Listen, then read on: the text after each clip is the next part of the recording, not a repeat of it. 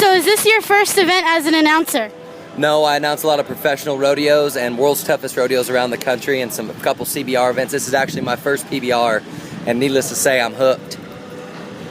What is it you like most about the PBR? The intensity of it. There's never a dull moment, whether a cowboy's riding for 90 points or a cowboy's getting bucked off by one of the amazing bucking bulls of the PBR. It's just the best of the best on every facet. As an athlete, you have a pregame ritual.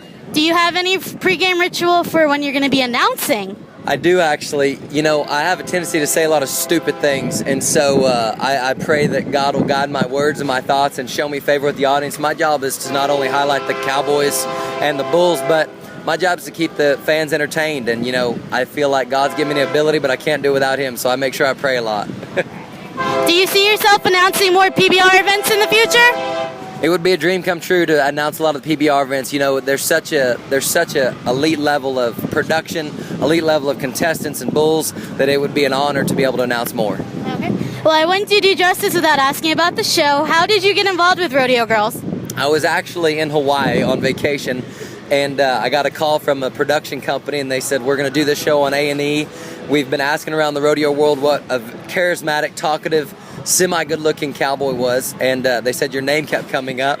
And so I did a Skype interview the next day, and 2 weeks later I was in Scottsdale, Arizona. Awesome. What do you have to say to all the critics of the show and how it portrayed rodeo?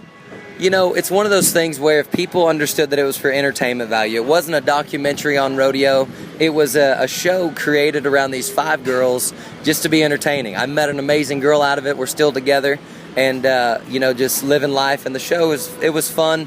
I'm not going to do it again if they do it again just because I've got bigger fishes to fry, but it was entertainment and it was fun.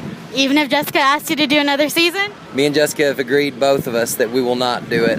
You know, she's doing barrel racing clinics around the country. She's really working at wanting to make the NFR, and we don't really have time for reality television at this point. I saw that. Where can you find more information on her clinics that she's doing? You can go to jessicaholmberg.com to find out more about all of her clinics and her meet and greets, and she loves to meet her fans and just help people. And you know, she's a girl that still has so much left to accomplish in her life, but she just loves sharing and imparting wisdom on those who listen, I guess. Yeah. Tell me about your life after the show. My life after the show is pretty much the same as it was before. I've got a lot more Instagram followers and a lot more Twitter followers, and I've got to take a few more pictures, but other than that, you know, even during the show, it was such a small facet of my year because I was flying in and out, going to different rodeos, announcing, competing, team roping, trick roping, and so life goes on, and it's awesome. I love that you didn't let the show affect you as a person even afterwards.